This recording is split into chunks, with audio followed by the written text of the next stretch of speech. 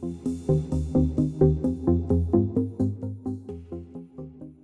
everybody, welcome to ARE Live. I'm Mark Tier, the founder of Black Spectacles, and today we're going to talk about the ARE 4 Site Planning and Design exam, and we're going to go through the mock exam that Mike has prepared for all of you guys.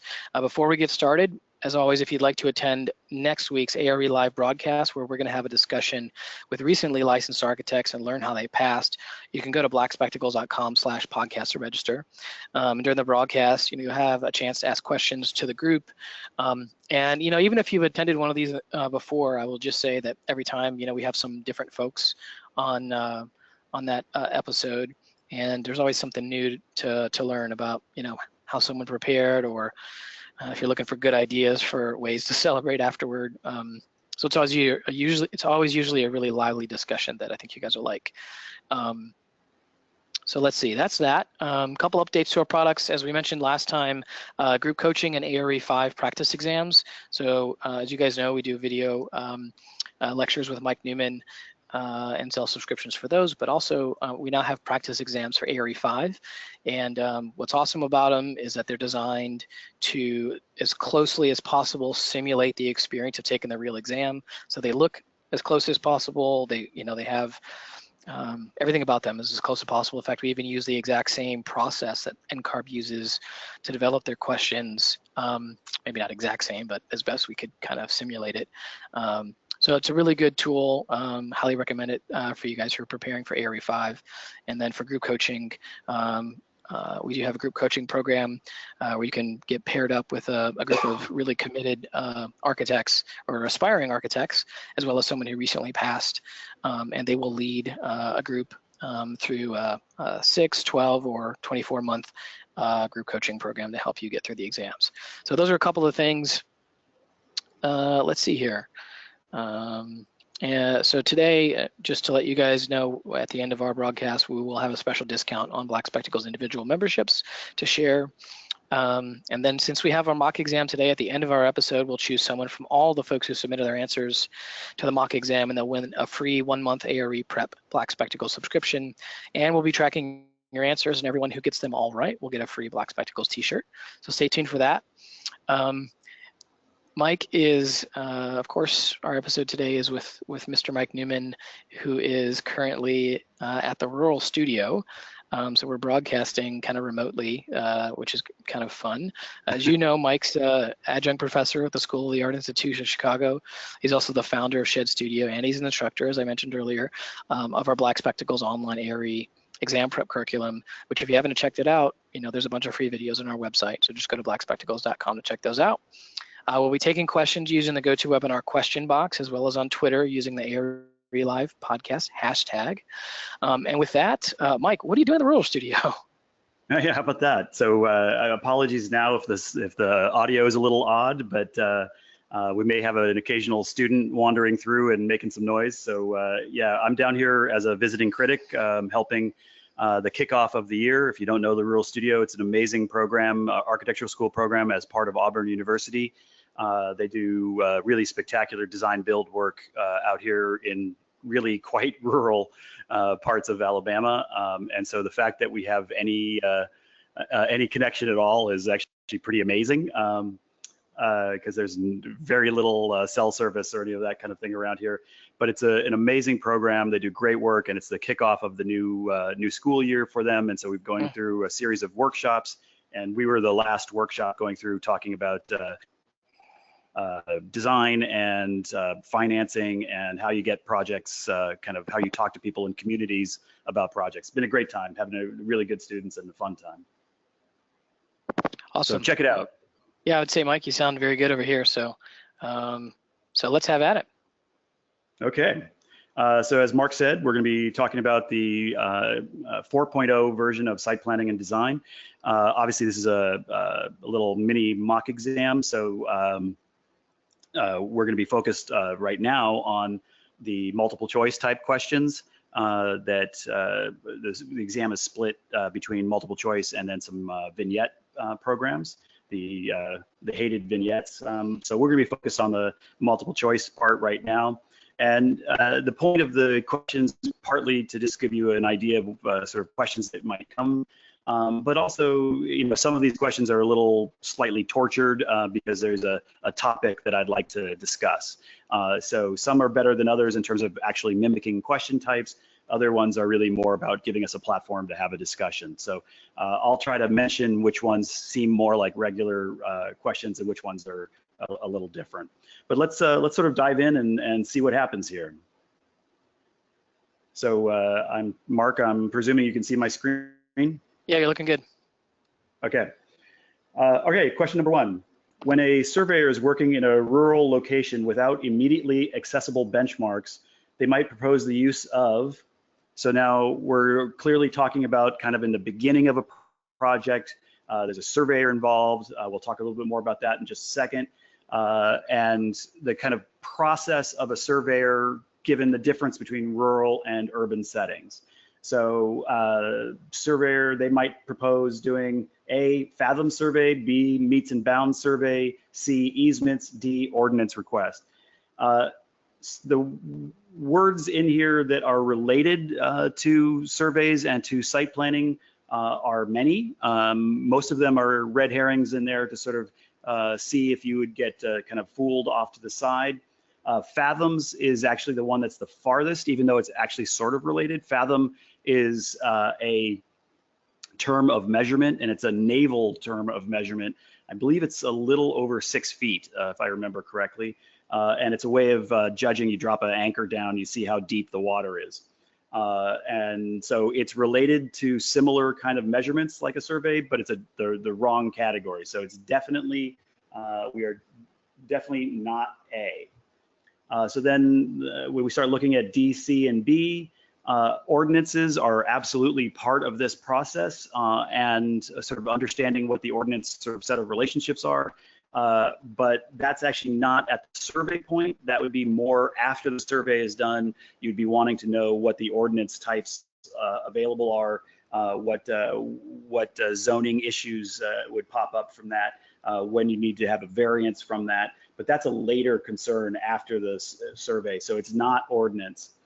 Easements are a kind of fascinating thing. We'll talk about them a little bit again a bit later, but easements are when there is a contract about use of the property other than the normal use that any property would have. So if I buy a piece of property, I obviously have the rights to use that property within certain zoning limits and certain lawful limits of other kinds.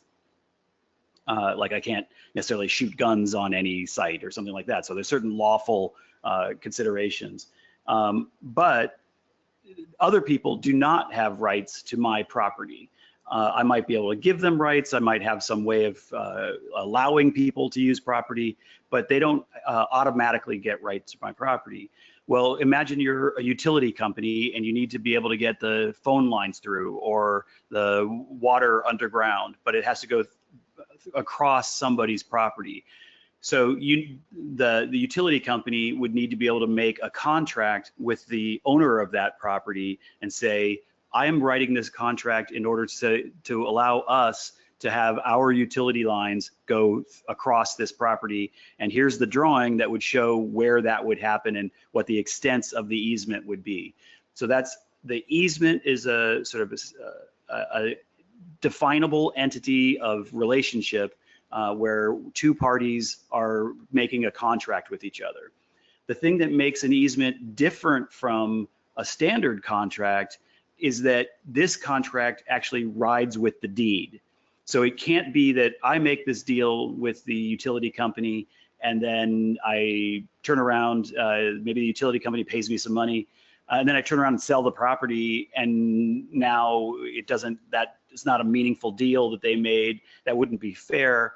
So this is a special kind of contract that rides with the deed. So if I sell the property, when the deed comes up at sale, you would be able to see the easements that are attached to it, so that it's a contract that stays in perpetuity or you can also build in, so, maybe it's a 99-year lease or easement, something like that. So easements are definitely part of the understanding of a survey. They should show up on most surveys. They don't always, it can get a little complicated, but generally they should show up on surveys.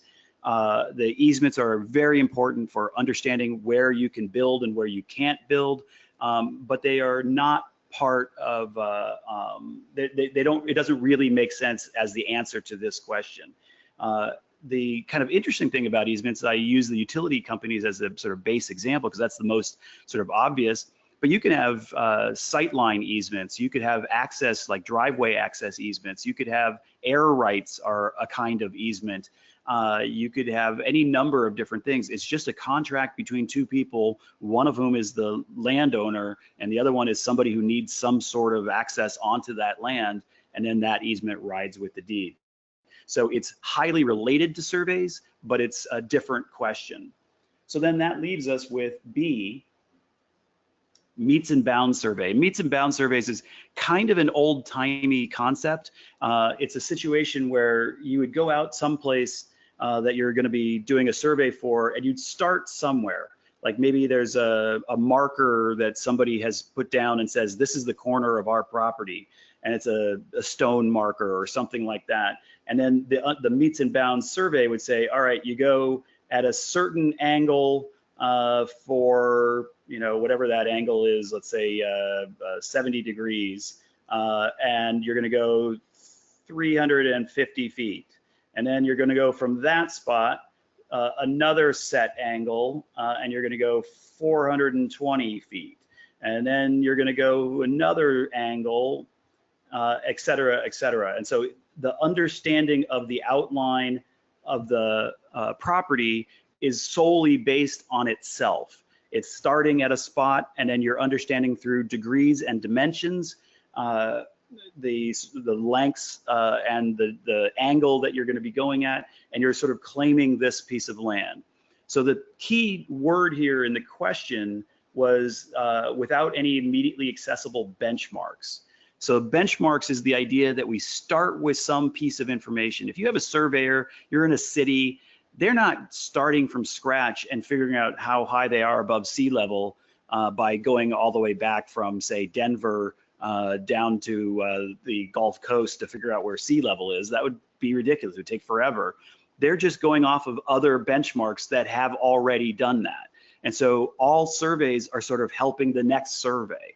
And we use benchmarks as a way to say, all right, here's a piece of land, here's an element that we know. It might be elevation height, it might be location east, west, north, south, but there's some element that we know, and we refer to it as a benchmark because that's the starting point, and then we move from there.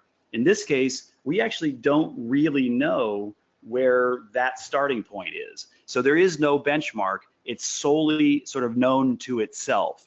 And this would happen, first of all, it happened all the time in sort of, 100 years ago, 150 years ago, 200 years ago. It was a very common way of doing this. But these days, the only place it really happens is in rural situations, like out in deserts or something, where there's just not going to be any likely easy to get to benchmark.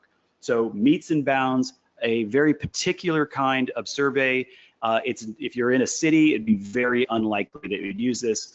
You use a standard plat of survey, not a meets and bounds survey. So useful term, not likely to show up in your daily life all that often, although it might if you do a lot of rural work. I've actually come across them in cities, but they were when buildings had been around for 150 or 170 years. And so the actual working survey was 150 years old. And it was a meets and bounds survey, even though we were in a city. So you'll come across them occasionally, but it's more like that kind of just sort of understanding that there are multiple ways to sort of document and measure and think about how sites work from a legal standpoint. Remember, surveys are a legal description of the land. So it's different from a site plan. It's the legal description. You think about who's actually doing the survey. Well, we have surveyors. They are also licensed, just like architects are, because they are an important part of that kind of legal transfer of one piece of property to another. And so the surveys are done by the owner, by the client. It's part of what they are expected to pull together when they are starting a project. So you get a contract with an owner for a new project. At that moment, they should be handing you a program for that, the contract signed, and they should be handing you a survey and possibly environmental information and a few other things. So early on in a project, surveys are a big part of it, and kind of understanding the terminology is a useful thing. Awesome. So B, meets and bounds. All right, so I think we're down to 67 people. And just, hey guys, if you were gonna post a question here, we get quite a lot of them. Just if you could just let us know which question number it was for, we'll probably come back to your questions. So just put it like question number 1 and then whatever question you might have. Go ahead, Mike. Okay, number 2, the client has bought some old industrial land and wants to use it to build 150 townhouses. In your initial look at the zoning code, you realize that the manufacturing district the site is in does not permit housing. What is the logical suggestion you might make to the owner? So then you have a couple of different possibilities. A, change from a subdivision to a township jurisdiction. B, become politically active in the area. C, PUD. D, variance. So obviously become politically active in the area, that would be a great idea, but that's not really the number one thing you're going to be talking about. That's something you would want to do anyway if you're going to be putting that many houses into a space, but that's not it's not really a reasonable architectural answer. So it's not B. Change from a subdivision to a township jurisdiction. You don't get to choose your jurisdiction. The jurisdictions exist, so it's not A. If you are in a subdivision, that's the jurisdiction. If you're in a township, that's the jurisdiction. So we can't choose A. So then the question comes down to PUD or variance, and actually both are potentially plausible answers. Variance in this kind of situation, this kind of context, refers to a way of changing your site's relationship to the zoning code. So there are setbacks, there are districts, there are height limitations. There's a whole series of different things that the zoning code is going to put on any one site. And you can often alter those at various levels of intensity by asking for a variance. Then you have to get approved, and if you get approved, you can move ahead with the project. Something like going from manufacturing to a huge 150 unit residential, that's much bigger than a typical, like, I just want to go from a 10-foot side yard setback to an 8-foot side yard setback. Something like that would be a much more typical variance. Sometimes you might be able to go from a M1 district of a certain kind of manufacturing to an M2 district, something that's very close and similar, but a little bit different. It allows you to do a subtly different, permitted uses are subtly different. So variance is certainly a plausible answer, but it's actually not the best answer in this scenario. The best answer is going to be C, PUD, and a PUD is a planned unit development. Now, in order to kind of make it a little harder to guess on this particular version, I said PUD. On the exam, I believe they would actually spell it all out and say planned unit development. So they're not going to try to hide it in that kind of way. So that's one of those examples I was talking about the way that we've worded this. But a planned unit development is that situation where you have an idea, it's a good idea, you think the city or the municipality or the township is going to like this idea, but it doesn't currently fit to the way that they've organized the zoning code. So what are you going to do? Well, essentially, you make a proposal and you write a new zoning code just for that site. And you write it, and you write out all the different things, like what the setbacks are going to be and how the street lighting is going to work and where the roads are going to go and all of that stuff. You make something that makes sense to you and that you think would make sense to the city, the municipality, the township, whatever. And then you give that proposal, that proposed zoning ordinance for this particular site to the local zoning official. The local zoning official might review it. They might talk about it, say, well, I don't think this is a good idea, or have a little back and forth. So then maybe you rewrite it to sort of fit to their needs. Once they accept it, then they would then take it to the local city council or whatever system the local municipality has for governorship. And they would then vote it in or vote it down. So just like any part of the zoning code, it's like a law. Codes are a little different from laws, but they're essentially, for our purposes, they're kind of like a law. And how do laws get enacted? Well, they get voted in by the city council or whatever the entity is. And so they would vote it in just like any other part of the zoning code, just like any other part of the law of the land in that municipality. And then if they say yes and they vote it in, then it literally becomes part of the zoning map. It literally goes into the zoning code. And so it might say, planned unit development number 7,242, and there'll be a little line that says this is kind of what's happening, and this is where the information for this can be found. And so it becomes literally part of the zoning code of that place. So this would be a classic example where you would probably need to do a PUD because it's too big a change for the various forms of variances and changes from the normal zoning code. Some places like Chicago, where I normally am, oh, got a phone call going in the background and I don't know how to turn it off, apologies. Some places will use slightly different terms like planned development, and planned development is the same as a planned unit development. And there's a couple of other examples like that, but essentially most of the country will use the term PUD. Mike, could you just pause for 1 second and maybe just say that over again? In our recording, we're going to cut this section out. Okay. And maybe just say what you were just saying again for me. Okay. Thank you. So most of the country will use the term planned unit development, but some places like where I normally am in Chicago uses actually planned development, a PD. But everybody essentially uses some version of those two or some related version. And the exam, as far as I understand, at least in previous years, the exam has always used PUD for this understanding. It's an important concept because zoning codes are written and they're important for kind of a town to be able to organize how development's going to happen and how economic development happens. But if you are overly prescriptive, then you potentially are stopping development, and the towns don't want that. They want to be able to encourage development. So there needs to be a structure that allows that to happen, and the PUD is sort of one of the big ones for these big type changes. How do we do on that one? Yeah, we're doing okay. You knocked a lot of people out on that one. I think we're down to 30. All right. You trimmed them in half. It's a good term. It's a good term to know. And like I said, variance, you will often find on these exams, there are multiple correct answers, just one is more correct than the other. And that would be true with variance in that, where variance is a reasonable answer, it's just not as good an answer as a PUD. Okay, number 3. In a typical urban shopping street zone for retail, what is the front yard setback?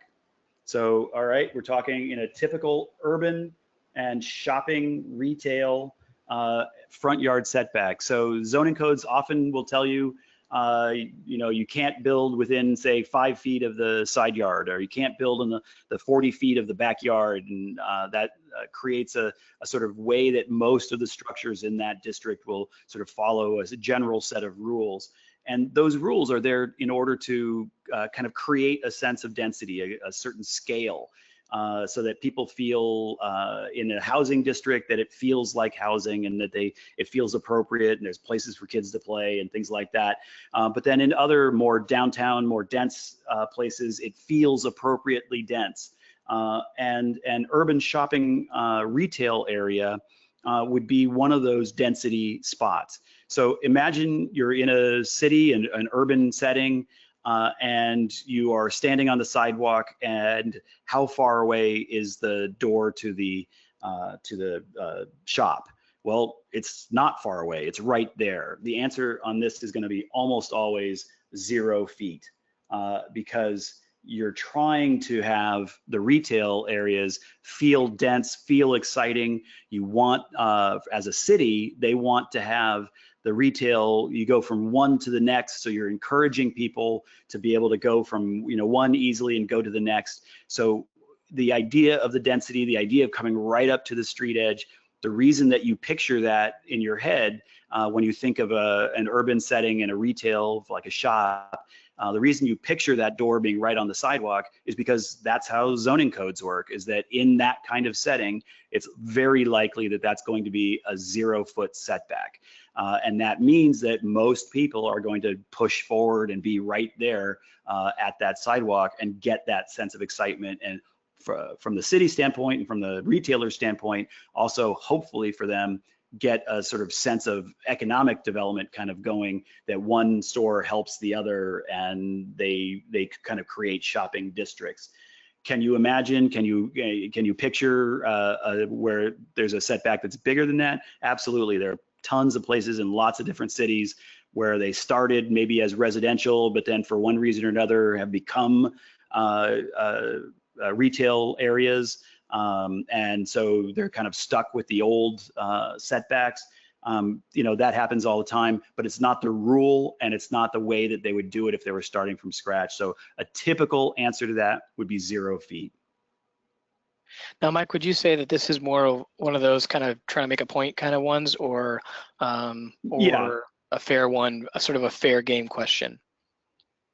No, this is absolutely, yeah, thanks for reminding me. Yeah, this is absolutely something that is more about trying to make a point than this is, it would be fairly unusual for them, such a speculative type question to ask like this. It would have more information, and it might be like in the actual exam, it might be more like, here's some information about a site, and here's a piece of the zoning code, and here's a site plan. Where do you think the front wall of the building is going to be, or where, you know, where's the front setback? And you would have to negotiate your way through the zoning code and through the site plan and through the base question, and, you know, a few other pieces of information to be able to figure out where that would go. So I'm using this more as an opportunity to sort of get across the idea that the zoning codes are tools with a purpose. And that the purpose there's many different purposes, but you'll find that there is purpose behind these things. They are about setting a scale and density, setting a sort of logical type of interaction. So certain kinds of spaces get spread far apart. Other kinds of spaces, they're expected to be very, very close and dense. The scale through FAR and through height restrictions and things like that is also discussed through this and changes through districts. So you're really you're using the zoning code to create the desired effect in the city, and that we as architects are just sort of trying to understand what they are allowing and expecting us to do. And if we have a better idea, then we go back to the PUD. If we have subtly different ideas, we'd use variances and things like that. But generally, we're trying to fit our projects into the sort of game plan that the local municipality has. And this is just sort of talking about that. Yep. And so, guys, for those of you who missed maybe the beginning part of this, just to kind of restate it again, some of the questions that Mike's prepared for you guys, or we've prepared for you guys together, some of them are you know, they're probably going to kind of feel like the real questions on the exam, and some of them are going to feel almost like trick questions maybe, or maybe they're a little trickier, maybe there's not enough information, and Mike's using those here to help you sort of think about these issues. So don't necessarily consider them so literally, and that's why we were just discussing that. So thanks, Mike, that's great. I think we're down to 16 here. Okay, number 4, which of the following are true about multifamily housing? Choose 3. So I'm just going to read through all of them, and then we'll come back and think about which ones are likely to be associated with multifamily housing. A, each unit should get at least some direct sunlight each day. B, demising walls should be fire rated. C, multifamily structures should be limited to 5 stories or less in case of power outages. D, the best planning will make a series of towers in a garden, thus giving plenty of green space for kids to play. E, providing larger multifamily structures near transit stops will often allow the developer to produce fewer parking spaces. F, if the building is over 3 stories, then radon is not a concern. So, okay, we start looking through these. These are kind of random. There's a series of questions, potential answers here that are about kind of design planning, and there's a series of questions that are a little bit more straightforward, earnest, like should it be fire rated? When I run through, and this is another kind of interesting example one, there are many different examples in NCARB information where there are certain design principles that they expect you to know. And how you would know them is tricky, so it's not always obvious, but one of them is A. So A is absolutely part of this, so I'm going to circle that one. Each unit should get at least some direct sunlight each day. This is not a code, this is not something you are mandated to do, this is just sort of an architect should know that every unit should get at least some sunlight. This is sort of one of those kind of unwritten rules. Would you not be able to build it? Would a code official stop you? No, they're not going to care. But the AIA and NCARB and everybody feels like this is the kind of thing that you should know as an architect. So I'm going to circle A. B, demising walls should be fire rated. In almost every situation of multifamily, there's a couple of exceptions, but they are very, very particular exceptions. The demising walls are fire rated. So what this means is the demising walls means the demise of the unit. It's the wall between two different units. There's going to be some regulation that tells us about what those walls need to be. It may not be a full hour, it might only be a half hour fire rated, but it's likely to be an hour, possibly 2 hours, even more in certain situations. So I'm also going to circle B. Oop.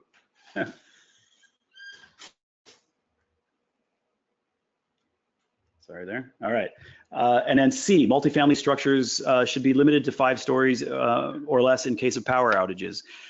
This is something that's not necessarily a terrible idea, but it's not something that's in the lexicon. It's not an expectation. There are many thousands of multifamily buildings that are 7 stories, 8 stories, 12 stories, 15, up to 88-story type buildings in big downtowns. So that's just not something that is expected. Now, it's not a terrible idea because after all the hurricanes that have been happening, you've seen lots of people when the power goes out, you're elderly, something like that. It's actually potentially a big deal to be able to get in and out of the building if you have to walk up 7 flights of stairs. But it's not necessarily something that would show up on something like the exam. And then D, the towers in the garden. This is a reference to the Corbeau plan of Le Corbusier plan, Paris, and is widely derided as not really usable. It doesn't actually, people don't feel ownership of those green spaces, and so are significantly problematic. There are many thousands of architects who challenge those ideas and say that the high rises are actually great. So it's an open question, but it's definitely not something that would be on the exam where they would think that that was a great idea, doing the towers in the garden where the kids could then play, because the kids would be unsupervised and it would not, the parents would not feel ownership of those garden spaces. So D is no. E, providing larger multifamily structures near transit stops will often allow the developer to produce fewer parking spaces. On that situation, that's absolutely a logical. Now, note how it's written. It's not saying this will happen all the time. It's saying that if you are providing larger multifamily structures near transit stops, that will often be something that will be useful, that the developer will often get to be able to do something beneficial to them, like provide fewer parking spaces. The idea here is you're trying to encourage people to put new housing near transit sites. So there's a whole series of relatively new, I mean, there are some places that had similar things for 20, 30 years, but a lot of it is within the last about 10 years. And it's this idea of these overlay zoning, and this is really referring to this. This is about kind of encouraging smart growth. You might hear that term used on the exam, and the thought here is you don't just want people to be building generally. We have opinions about where we as a city, we as a society have opinions about where development should happen. And by giving incentives for the things we want to happen, to be able to happen, that's a way that we can encourage development where we want it and discourage development where we don't want it. We're not saying no, we're not saying you can't do that. We're saying, yeah, you can do it, but if you do it over here, where the society gets this other benefit of more likely use of public transport, then what we're doing is we're setting up the future to have a cleaner future, a better future, density where we want it, and it's a big advantage. So this particular example is talking about parking spaces, but we could have easily been talking about, let's say you're allowed to build 20 units on a particular size lot of a particular district, but maybe you're within 600 feet of a public transit stop and you're able to add on an extra 10%, which would mean you'd be able to add on 2 more units. Well, that's a big deal to a developer, and that little bit of encouragement is going to densify near the transit stops, but not say no to other people. We're not saying you can't build, we're just doing this overlay zoning, which is encouraging people and discouraging people, encouraging them to do the things we want, discouraging them to do the things that we don't want, which would be putting more housing in places that are farther away from public transit. So this is just one little potential discussion point, but it's an important idea of the overlay zoning, of the smart growth, where we are seeing things beyond just the zoning code and finding ways to encourage the things that we like, and as a city getting more benefit out for the future of the constituents. And then so those are the 3 that I would put on. All right, we're down to 11 with that, Mike. All right. Number 5, while reading the landscape code for a specific municipality, the architect sees that grass areas have a maximum slope of 25%. Your site plan has a grassy area that is 37 feet long. What is the maximum vertical rise that can be shown on your topography for this grassy area? So this is a sort of odd little question, but what it's really getting at is that in different situations, we talk about slope differently. So we're talking about an accessible ramp. We're probably talking about 1 to 12, right? That's how we would talk about it. Talking about a roof, you might be talking about a 6 and 12 roof, or a 3 and 12 roof, or a 12-12 roof. So we talk about things in certain ways, but when we're talking about a slope of topography, we actually use the term percentage. I personally hate this term. I think it's a terrible way to talk about slope. But it's the way that it is talked about in sort of landscaping circles and big earth moving circles, and also on site plan discussions of topography for the NCARB. So the reason that I don't like the term percent is that if you think about it, the idea of a percentage, the way that we use it here, so a 25% slope would be essentially, if you imagine a vertical line 25 feet long and a horizontal line 100 feet long, then that's the slope connecting those 2 lines. So that would be the 25% slope. Now I actually drew it a little bit off. It looks a little taller than that, but you get the idea. So it's a way of saying 25 over 100 is the comparison.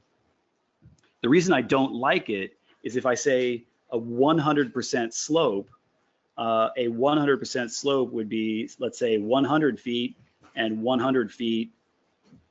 Oops, sorry. Let me get rid of that one. That's a 45-degree angle, which my guess is when I said 100% slope, most people probably pictured in their head a vertical line. And it's not. And this is why I don't like the use of the term percent for this. But this is the way that we actually talk about it. So you'll see there might be a 2% minimum on a site so that water is draining off the site. You don't get ponding, things like that. There might be a 25% maximum for certain kinds of growing. There might be a 50% maximum for the ability of people to be able to walk on something, or the fact that a 50% maximum is going to give you on most soils, when you start getting past 50%, there may be some trouble. We may have to add some ability for that soil to hold itself together and be cohesive so it doesn't just slide down. But this is a set of terminology you should get used to, the idea of the sort of percent slope. In the end, it's actually a fairly simple way of thinking about it. If you take 25, if you imagine 25 is equal to 100 is the same thing as X is equal to 37, you get 9.3 feet. So that's our answer right there.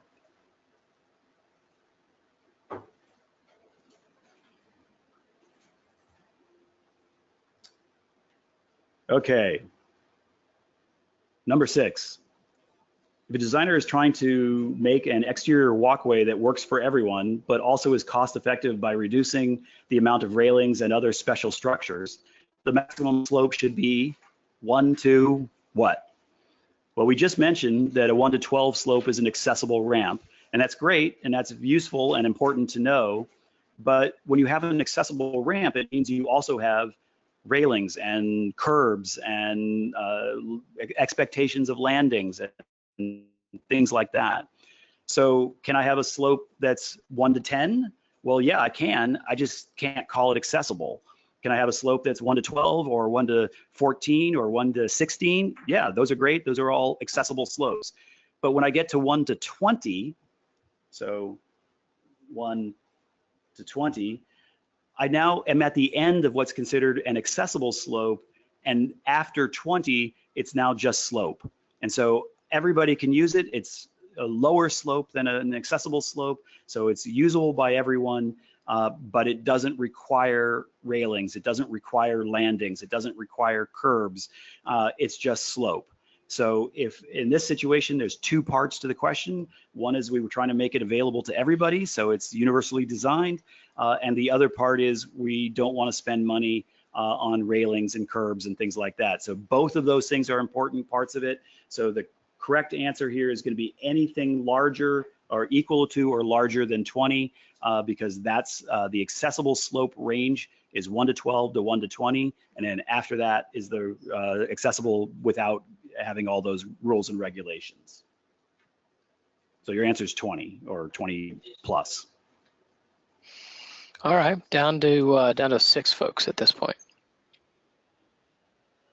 Way to go. All right.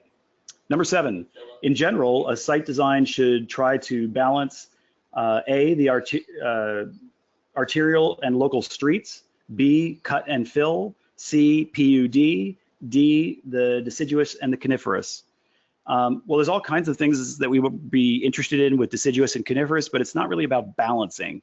We may use deciduous trees that leaf during the summer, but then those leaves fall away in the winter. We may use that for shading devices for buildings or outdoor areas. We may use them for aesthetic reasons or wind in certain ways. Coniferous trees, which keep their leaves, the needles generally evergreens, keep their leaves all year. That's not going to be something we would generally use for shading the shape of a coniferous trees, while not kind of always the case. I'm going to draw a little Christmas tree here. I don't get that big canopy that I get with a deciduous tree that's going to give me a lot of shade.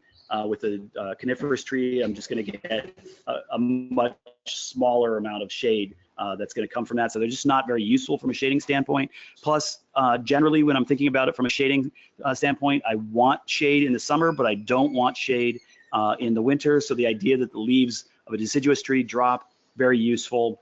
Whereas coniferous not so useful from that of kind of getting me the benefit of the sunlight during the winter. So deciduous and coniferous trees, there's lots of interesting things to talk about, but it's not about balancing. That's just not what you're doing there. You're getting the benefits out of it. You might want all deciduous trees. You might want all coniferous trees to block a lot of wind all winter, something like that. But that's just not how it's going to work.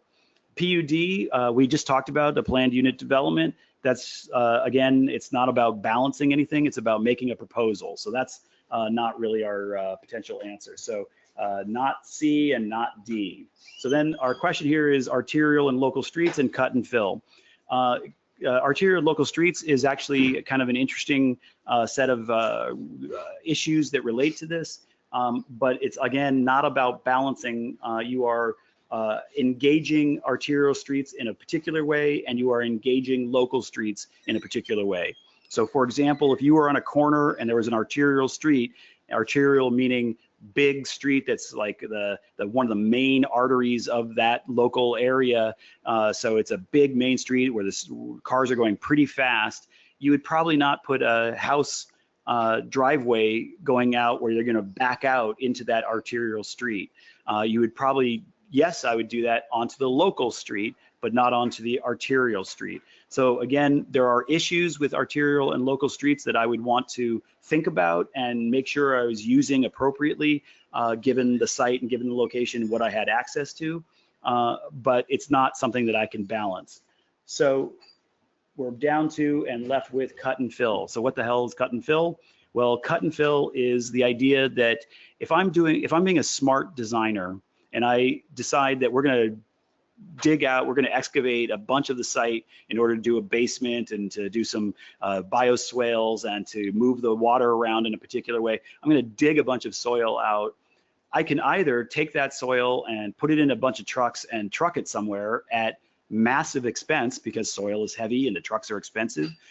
Or as a smart designer, I can say, well, wouldn't it be smart if I dig out some over here, maybe I make a mound over there.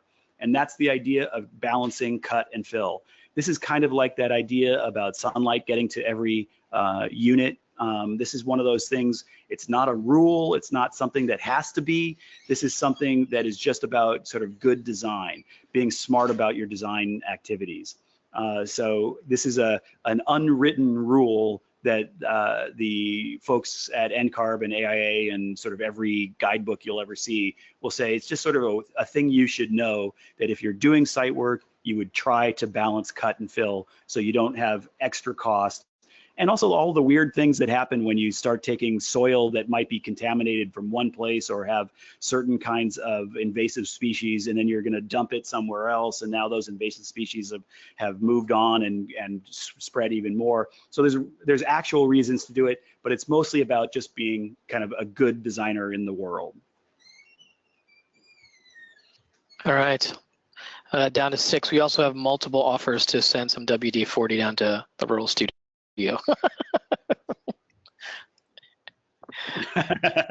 Yes, I apologize. There are good, actual Rural Studio students doing Rural Studio work in the room, and they keep, like those students are damn gonna do. They keep walking in and out of the door, and the door makes a lot of noise. Sorry about that. It's that's all good, man. Here.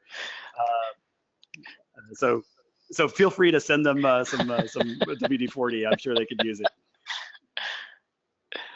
And it's tax deductible. So that's right. It's tax deductible to donations. Okay, number 8.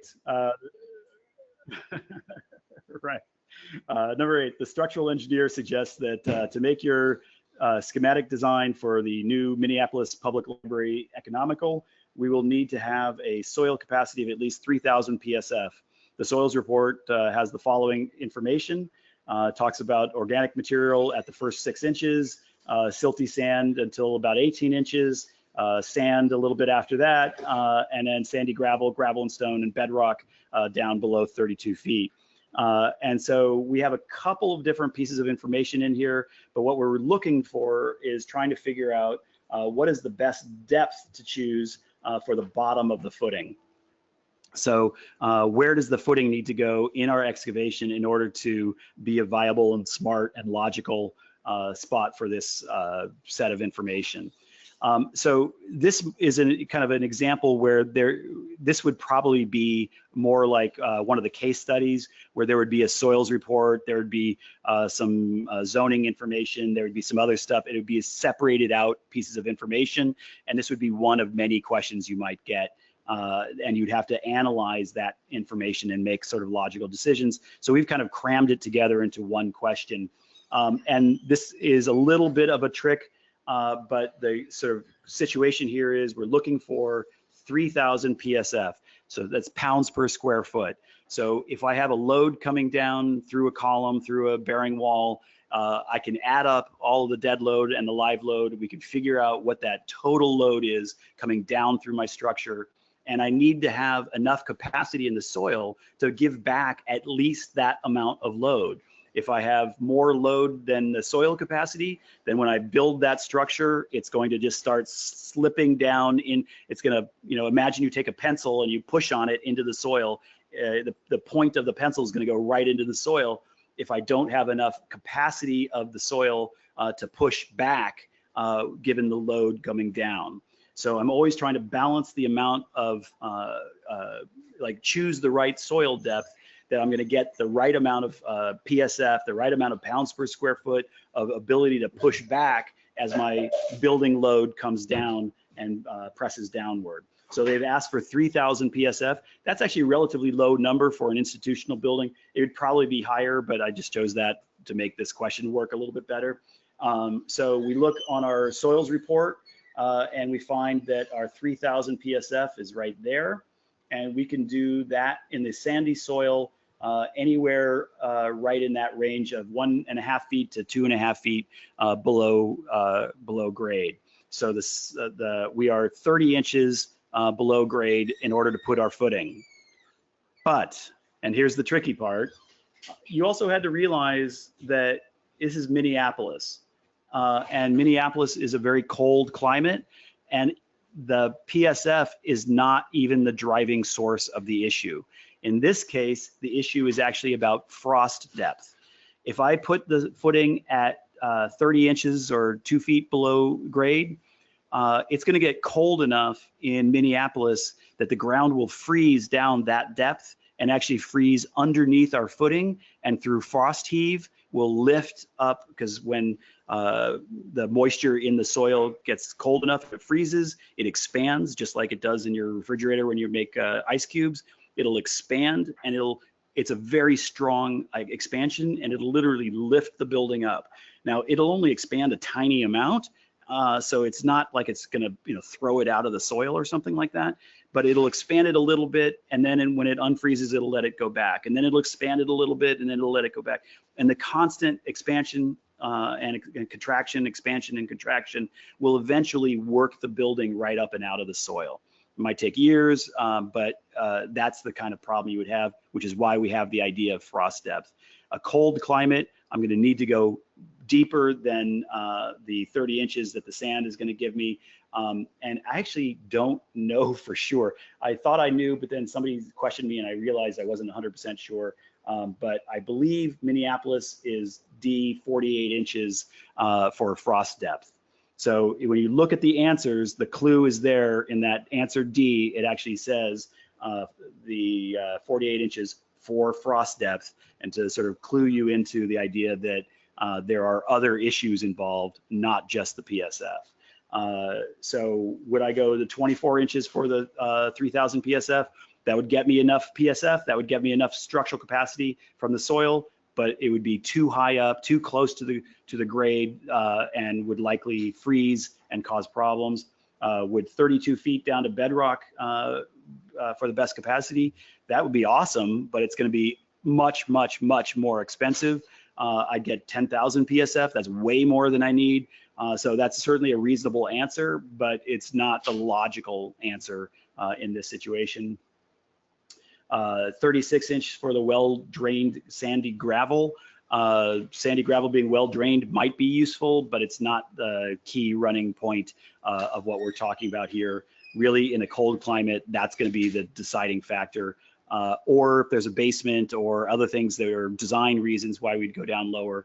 But the height of the depth, of the footing is about the frost depth, until I get into places where frost depth is just not an issue, say Alabama, Florida, New Orleans, Arizona, things like that, where it's just not likely to get that cold for that long. It takes quite a while. It's not just a one-time cold, but it has to be cold for a while for that to be meaningful.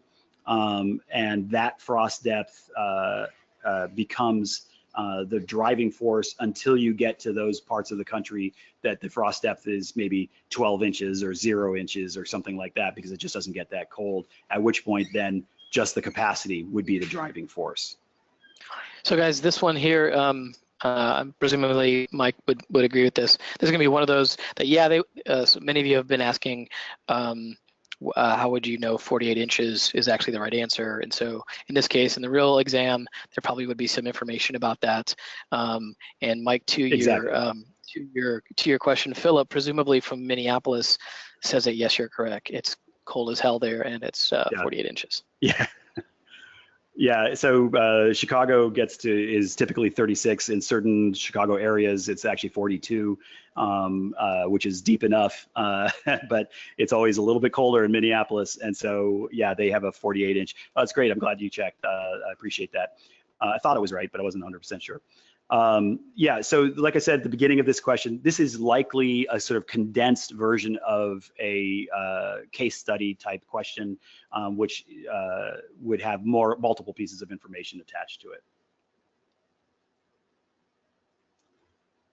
All right, number 9. The site has a building height restriction by zoning code. The client wants to have a lot of storage and back of house areas that could potentially be in basements. The client suggests that the program should be focused on a building that has many floors of basements in order to make a relatively large building without going above the height limit, without dealing with the zoning code height limit. As a designer, what would be one of the first concerns you would want to research given that? So you suddenly start thinking about, all right, we're going to go onto the site. They're trying to keep the building's overall height down, so they want to push a bunch of the floors down into the ground. So maybe I have 2 floors of basements or 3 floors of basements. So I'm going down, 16 feet, 20 feet, 25 feet, something like that, right? That's getting deep into the ground. One of the first things I would want to know is, where is the water table? So the water table is going to be that idea, and it's sort of a kind of conceptual and real thing. When I have soil, the soil is saturated at some point. So if I dig down and dig a hole, and this has all happened, everybody's done this, maybe at a beach or something, you dig a hole at the beach, and at a certain point, the water fills up a part of that hole, and it fills up to a certain line. If you went a few feet away and you dug another hole, the water would fill up to that same line, because that's the local water table. It's the line below grade at which the water the soil is saturated, and when given an opportunity will become a puddle, become actual water. The reason this is important is if you start to imagine, I've got my site here, and I'm putting this building on top of it, but now I'm also putting floor after floor after floor down here. But let's say my water table is there at, let's say, 15 feet below grade. Well, that means I have to go way out of my way to make sure that the relationships here are not going to start allowing the saturated soils from just seeping water into my basements. So I would get tons and tons of water continuously there unless I did a lot of very extensive efforts to make sure that that wasn't the case. So when you see a situation like this, it's clearly sort of aiming you towards what's the problem with going deep into the soil, and what are the potential problems? Well, it's expensive to dig out the soils. There's a lot of water, the water table issues. I would have to de-water the site while we're doing the building. I'd have to use a more expensive, like maybe a slurry wall or something like that, system for building, which is going to be a more expensive system. It's going to be harder to do the construction, and I'm going to have long-term seepage problems over time, because I'm going to be the toes of my building are going to be in the damp, and so there's going to be wicking water all the time trying to get through those wall systems. So a situation like this, absolutely going to be the water table. And that's a sort of convoluted question, but I was trying to get to that concept, and so hopefully that was not too crazy for people. So I have 3 hanging in there, Mike. Way to go, impressive. All right, number 10, prior to buying the land and starting the project, a potential client asks for your suggestions on where to start when considering whether the site is a good site for a specialty market for organic food. What should your suggestions be? Choose 3. So the possibilities we have here are market study, amenity study, catchment study, zoning review, easement review, occupancy permit. So this happens all the time where a project is starting off. You're not even necessarily under contract with the client yet. It might be before that even kicks in, but they're trying to decide, like, should I buy this piece of land? Does this make sense to put this particular project in this location? Is this something that makes sense in the long term? You imagine that you have a lot of potential owners and clients that have a lot of knowledge about certain things, but they don't necessarily have a lot of knowledge about zoning or about how financing works or something like that. And so kind of understanding how their project kind of fits into that world is a pretty helpful, useful thing for an architect to be able to give that kind of advice. And it might be a contracted thing that you would do separate from your normal B101 type contract, AIA B101 owner architect agreement. It could be separate from that, or it could be as an additional service to that, or it could be just that you're doing this because you're doing it for free and you're hoping that when they actually get to the real project, after they decide to buy the land, they'll come back to you and give you the project. So there's a bunch of different ways you might be involved in something like this, some contracted, some not. But it comes up a lot where in those moments, those clients say, look, I'm about to do this. I want to do this kind of new project, but I need some help understanding what to do. What should we make happen first? So a couple of these we can get rid of pretty quickly. One of them is going to be occupancy permit. That's something that happens at the end of a project. That's where you go through the whole design, through the whole construction, and right at the very end, right before the very end, there's a moment where you walk through with the zoning officials, code officials, building code officials, and you walk through and they say, yes, this does meet all the fire safety, all the egress safety, all the plumbing issues, all that stuff. So we grant you an occupancy permit. Not all buildings have to go through this. If you're doing smaller scale, single family houses, and a lot of places won't have to do something like that. But times where you have a lot of office buildings, things like that, where there's a lot of people involved, they'll have to go through this just to make sure that they're not opening up the building before the stairs are finished or creating a dangerous situation. So an occupancy permit's a real thing. It's just not something that's appropriate to this particular question. Excuse me.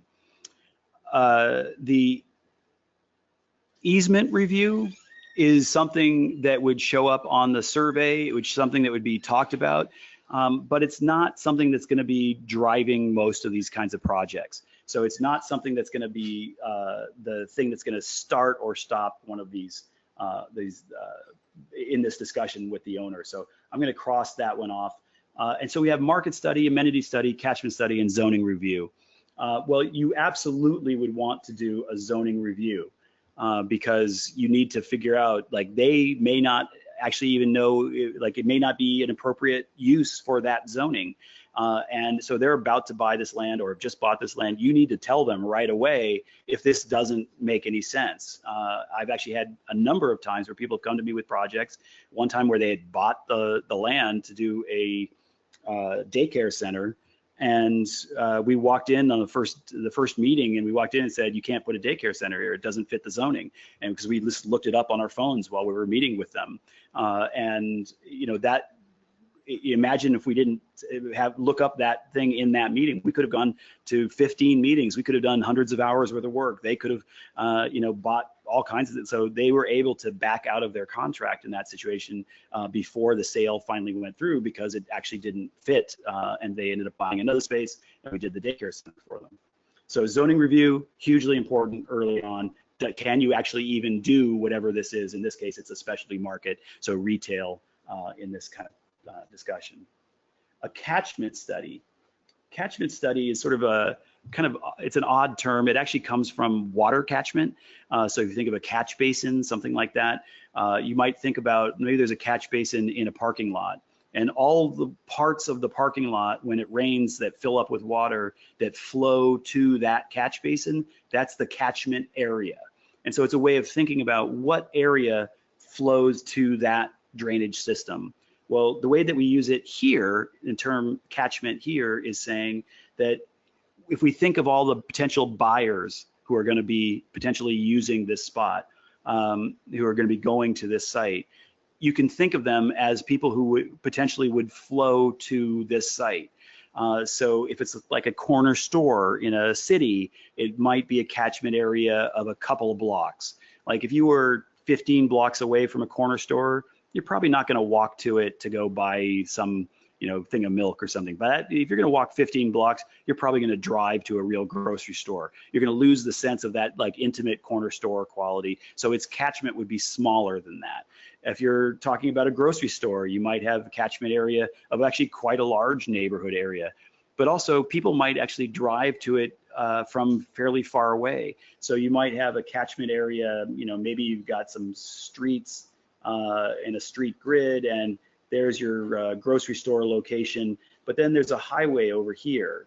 And so your catchment area might be sort of associated with the neighborhood, but then kind of follow the highway as well. So it doesn't have to be like a circle or a square or something like that. It's where are the people coming from that would go and use this school or store or whatever it happens, fitness center, anything. And if you do a catchment study and you realize, our entire catchment that's likely to be using this is 45 people, because it's just not a very dense area, well, then that's not a place that can support a store. That's just not going to work. So it's a way of helping people understand the likely capacity of any one site.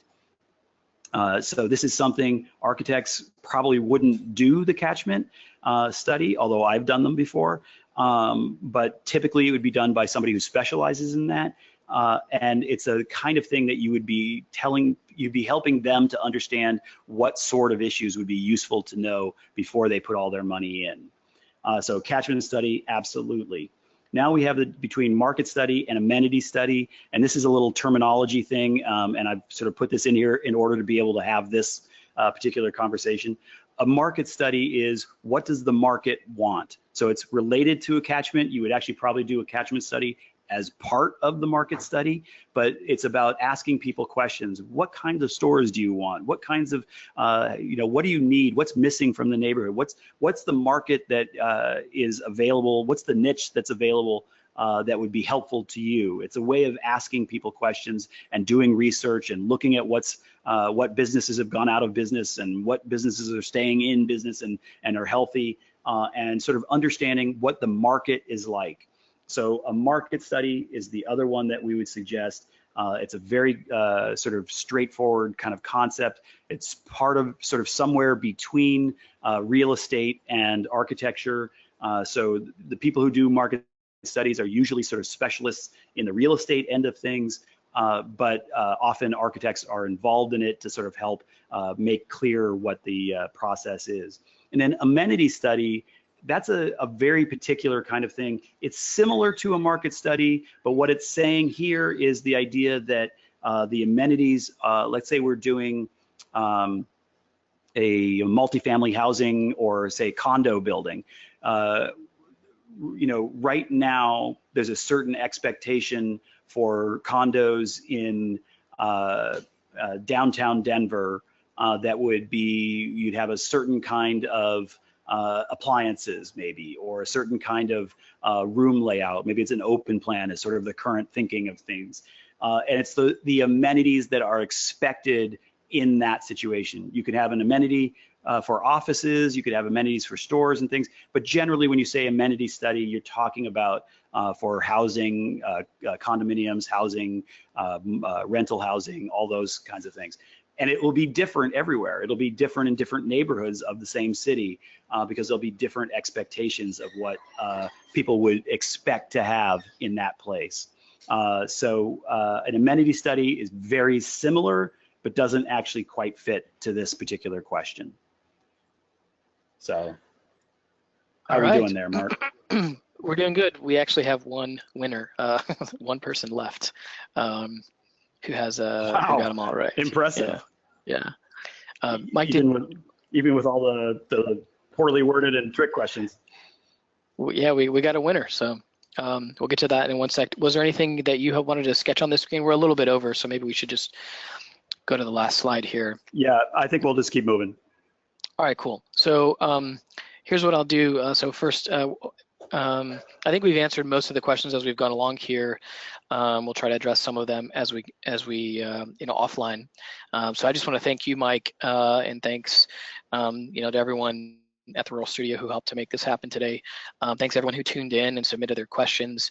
If you'd like to attend our next ARE live broadcast, where we'll have a discussion with the recently licensed architects to learn how they passed.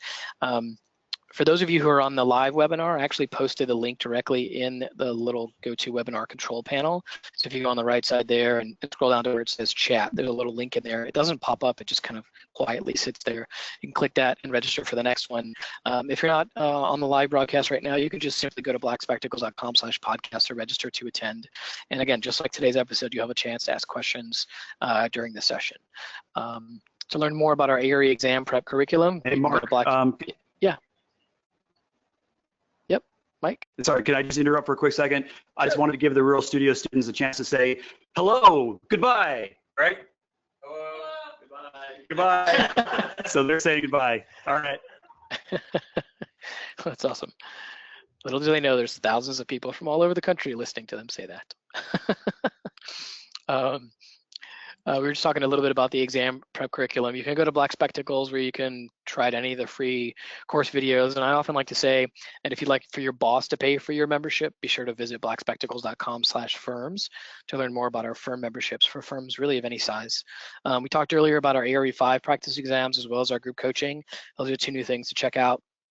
And then for those of you who are ready to start preparing for the ARE right now, and if you're already an AIE member, you can use coupon code SPD 101017YT to get a 15% discount for the entire duration of your ARE exam prep membership. So let's see here. So the winner of our free t-shirt today is Jared B. from Brunton Architects and Engineers. So Jared, way to go. And Brunton Architects and Engineers, way to help Jared get so stinking smart so fast. That's awesome. And then let's see, our winner from our whole pool of answers. Let's see if Siri will serve me well here. Siri, give me a random number between 1 and 75. I don't think she's listening to me right now. Let's try her again. Hey Siri. There she is. I need a random number between 1 and 75. Random number between 1 and 75 is 18. 18. Clay, can you tell me who is number 18 on our list of everyone who submitted their answers? Tina B. Do we know what firm she's from? Moody Nolan. All right, Tina, congratulations. You're going to win a free 1-month membership for Black Spectacles ARE Prep and our software tutorials. So congratulations to you. And for everyone else, make sure you submit your answers for our next mock exam so you can be entered into our monthly drawing. And then finally, tomorrow we'll send you an email follow-up about today's live broadcast. So please let us know what you think. Share any suggestions you may have. I promise we'll read every word that you write and use them to tune our next episodes. So thanks for tuning in.